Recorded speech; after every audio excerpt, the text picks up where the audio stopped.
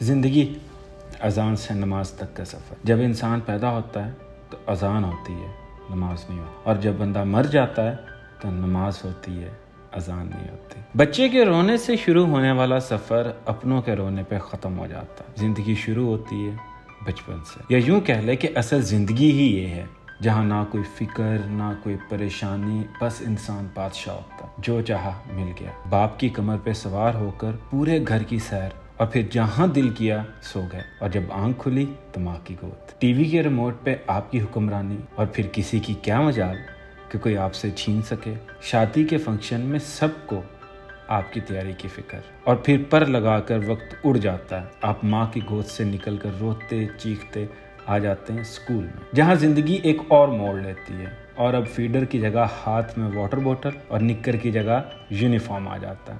پتہ ہے بچے اسکول جاتے ہوئے روتے کیوں ہیں؟ کیونکہ بچے کو سمجھ آ جاتی ہے کہ اس کی بادشاہت ختم ہو رہی ہے اور زندگی شروع ہو رہی ہے. اور پھر 10 سال اسکول کے ایسے جیسے 10 منٹوں میں گزر جاتے ہیں. جیسے جیسے کلاس بڑھتی جاتی ہے ویسے ویسے مشکلیں بڑھتی جاتی ہیں. اور پھر پاپا کو آفس کے لیے تیار ہوتا دیکھ کر دل کرتا ہے کہ کب جان چھوٹے گی اسکول سے، اور کب ہم بھی بڑے ہوں گے. تب پتہ نہیں ہوتا کہ بڑا ہونا ہی تو سب مصیبتوں کی جڑ ہے. لیکن یہ وقت ہے نا، اس کی ایک ہی خاص بات ہے کہ یہ رکتا نہیں، بس چلتا جاتا ہے. اور انہی گھڑی کی سوئیوں کی طرح ہم بھی بڑے ہو جاتے ہیں. اور اب رونا چھپ کے پڑتا ہے. اب ماں لوری نہیں سناتی، ڈانٹ دیتی ہے، کیونکہ اب ہم بڑے ہو گئے ہیں. اب آنسو پینے پڑتے ہیں. اب نکلی ہنسی ہنسنی پڑتی ہے. اب کھلونے نہیں ٹوٹتے، اب دل ٹوٹتے ہیں. کیونکہ اب ہم بچے نہیں رہے، اب جوان ہو گئے ہیں. اب ہم سکول میں نہیں ہیں، اب ہم یونیورسٹی میں آ گئے ہیں. اب ہم غلطی نہیں کر سکتے کیونکہ اب ہم بڑے ہو گئے ہیں.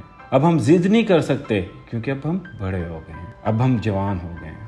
اسکول، کالج اور یونیورسٹی کے امتحان دینے کے بعد سمجھ آئی کہ اصل امتحان تو اب شروع ہوا ہے، زندگی کا امتحان. جوانی کے گرم خون میں جہاں لگتا ہے کہ ہم دنیا الٹا دیں گے، جہاں لگتا ہے کہ شاید ہمارے ماں باپ غلط ہیں اور ہم صحیح، جہاں لگتا ہے کہ بس ہم آزاد ہیں اور پوری زندگی ایک دم سے کروٹ بدلتی ہے اور ہم یونیورسٹی سے نکل کے کمانا شروع کر دیتے ہیں. اور اب لگتا ہے کہ ہم اس دنیا کے سب سے امیر انسان ہیں. اب ہمیں ماں باپ سے مانگنا نہیں پڑے گا. اب ہماری کوئی خواہش ادھوری نہیں رہے گی.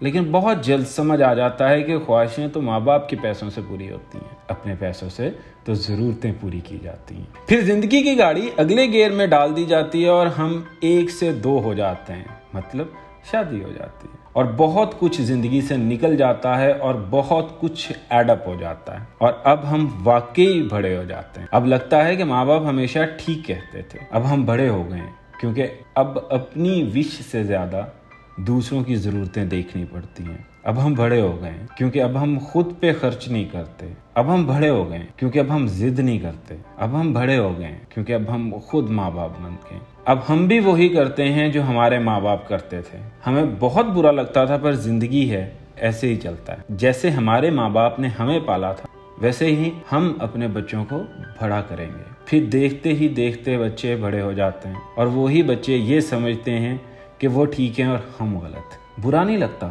کیونکہ اپنا ٹائم آ جاتا ہے اور یہ بھی پتہ ہے کہ سمجھ جائیں گے.